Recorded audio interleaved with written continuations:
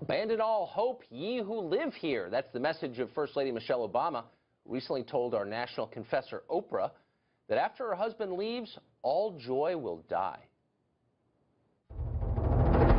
Now we're feeling what not having hope feels like. What else do you have if you don't have hope? What do you give your kids if you can't give them hope? This past election was challenging for me as a citizen to watch and experience. It was painful. Words matter. What we say, how we behave, we are modeling to the next generation. So if we want maturity, we have to be mature. If we want a nation that feels hopeful, then we have to speak in hopeful terms. If we want smart leaders, then we have to be smart voters. We cannot vote from a place of fear. In other words, my husband was the embodiment of hope. He's gone. It's now the Dark Ages. We'll be living in caves by February.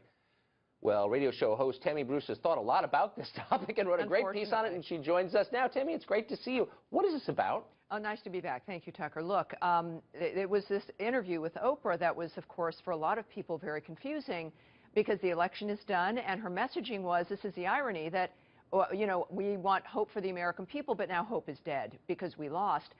And I began to receive phone calls from liberal friends, mostly in California, who had actually were becoming physically ill because of the nature of the rhetoric, the fear-mongering on the left. And I felt it was a good sign because they weren't calling to hector me like they were before the election. They were calling to ask me if I really thought he was going to do the things they were being told he was going to do, which was, of course, cause Armageddon, end gay marriage, destroy the environment, etc. And what I've told people is, of course, no, that's not the case. He is generally going to make things better, and this is about jobs, it's about the economy, so that all of us can live as individuals in the way that best suits us. It's so funny how, I mean, it's hard to understand what a politician is going to do before he takes office, of course. Yeah. But in the case of Trump, there's this weird distortion that liberals have, and I think it's sincere. They imagine he's this guy that I don't see at all. For example, I don't see him as anti-gay in the slightest. No. And yet there's all this hysteria about Trump as an enemy of the LGBT community, et cetera. Where's that coming from? And is it, you watch this carefully, is that rooted in any kind of reality? No, it's not. And look, he is the first nominee and the first candidate, the first president-elect for the GOP to actually embrace the actual gay pride flag in a public forum. This is a fellow who is really a pragmatist. He's a populist. I find Mr. Trump, I think, to be somewhat ambivalent about the social issues. He's really a live and let live kind of guy, but he likes to make deals, as we've been covering, of course, on the Boeing situation, et cetera. He cares about jobs. But when you think about hope, and this is the irony of Mrs. Obama, that hope is not a plan. Hope is the thing that you have when things are going wrong. That real hope can't exist unless you actually have a job, you have an income, you have a future that you can plan for your children, that you actually are able, your house is not underwater when it comes to its mortgage, that you have your health, you can actually get an appointment with the doctor that you know. Those are the things that bring you hope. The Obamas have presented it as though, look, this is the new normal, this is going to be awful, and we're going to just at least emotionally encourage you. The election was about actually wanting genuine hope built on action, actions that are going to allow people to know what the future is for themselves and their family. That's what real hope is. When there are 95 million people out of the workforce, it's a little hard for me to sit there and listen to hope lectures, but there's also this weird egomania behind this where we are the embodiment, it's almost a religious posture. We're the embodiment of hope, and now that we're gone, nothing will ever be the same. I mean, what does that say about how they see themselves? Well, it's very strange. It's cult-like a little bit, but it's also the antithesis of what they claim to be for.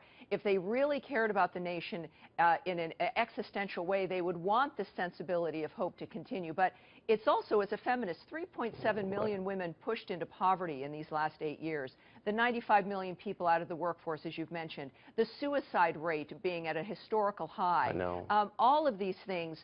And this is what the American people, that's supposed to be about hope. We deserve better, and we at least know there's a chance that we're going to get better coming up. So for every liberal, I'll bring you hope in saying that there's an action plan to actually make your lives better, and that everybody can relax and have a fabulous Christmas and be able to have a good time with your families, because we're going to be okay. Amen. That's right. Thanks a lot, Tammy Bruce. Great to see you. Thanks, Tucker. In the Factor follow-up segment tonight, should the Trump administration prosecute Hillary Clinton? A federal judge yesterday unsealed a search warrant that showed agents were concerned classified information on Hillary Clinton's private email server made its way to Anthony Weiner's computer. Weiner is the estranged husband of Clinton aide Huma Abedin, and he's currently under federal investigation for sexting with an underage girl. President-elect Trump raised the alarm about the situation during the campaign. Huma is getting classified secrets. She's married to Anthony Weiner, who's a perv. No, he is. He is.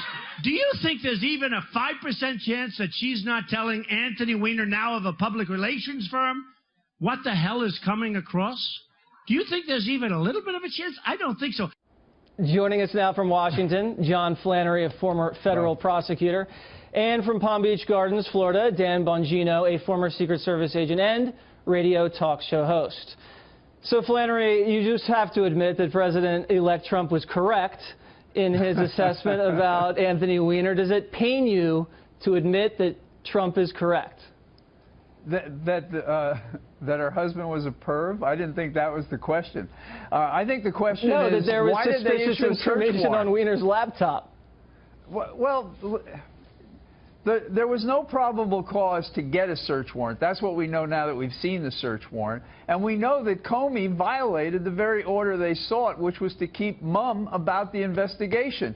And within days of getting a court order saying they weren't going to talk about it, he's talking about it everywhere within days of the election. Okay, so let me stop you. Let me just stop you there. Anything. Let me just stop you there. So okay. The FBI guys are looking into Weiner's laptop because he's sexting some teenage chick. And they find out probable cause that there are communications, probable cause to look because there are communications potentially between Huma Abedin and Hillary Clinton. You don't want Hillary's communications in Anthony Weiner's laptop. You don't want that, right? Whoa. Wait a second. First of all, just going back to our boy Trump, the man-child, the communications between Hillary, the communications between Be nice to President-elect Trump. It's President-elect Trump to you. No, not to me. To Have you. some respect. I know he's not my president-elect. He's his accidency. To me, wow. he is. We're going to deport you, Flannery. I think you're going to be the first one out of here. I think a couple of people can see it, so I don't think it's going to be a big secret. Good. But here's my point. Yeah. Both Hillary and Abedin both had security clearances. They're allowed to communicate about these things. Number two, they had the identification of the 2,000 or whatever less number of emails that were in question, and all they had to do was check it with the ones they investigated during the summer. And a short time later, after the election, just before the election, they said, yes, they're duplicates. I know.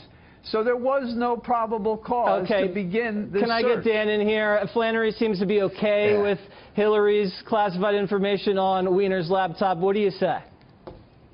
Yeah, with all due respect to John, he's completely embarrassing himself on one of the largest cable TV shows out there. No, you should be, because when you actually, I didn't interrupt you, John. When you read the search warrant, which I did and prepared for... Well, you couldn't have been because I wasn't speaking up till Flannery, let him finish. Let him finish. Okay. Thank you, John. Well, listen, I'm sorry. You're embarrassing yourself, and that's why I'm on the segment to call you out on this. I read the search warrant. You should have done that yourself. Flannery, we're going to have to cut your mic a la O'Reilly if you don't shut your mouth. Let him finish, please. Please. Exercise a bit of self-control. It helps. Exercise a modicum of self-control. I'm not shouting. No, you don't, because you're a liberal. Liberals don't have self-control. You're out of control.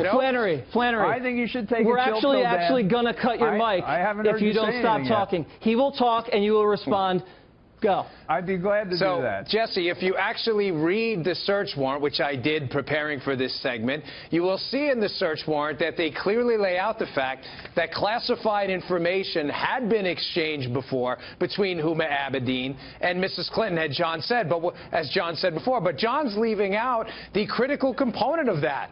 It wasn't done over a government system. Hello? That's the whole component of the crime.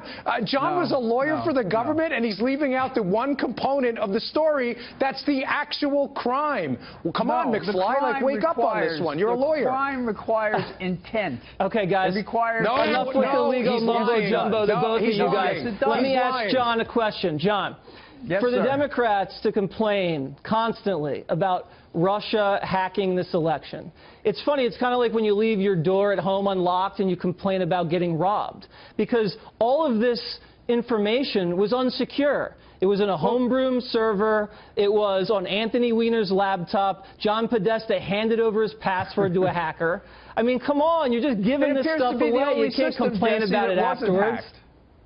Jesse, it's the only system that was not hacked. Yeah, really? Her system was secure. Oh, and you know that. They never got anything from her system. That's not what Comey said. Comey said there was probable cause to believe that foreign entities hacked her email server. No. Right? They didn't know. Yes, they did. Not. Okay, so you're just going to believe that on a whim? They hacked the DNC server. They hacked the DNC emails. You don't know, Flannery. They hacked Podesta's emails. They did not hack her server. That's what you think. All right. No, Flannery, that's what I know. Thank you very much. And, John, I appreciate you.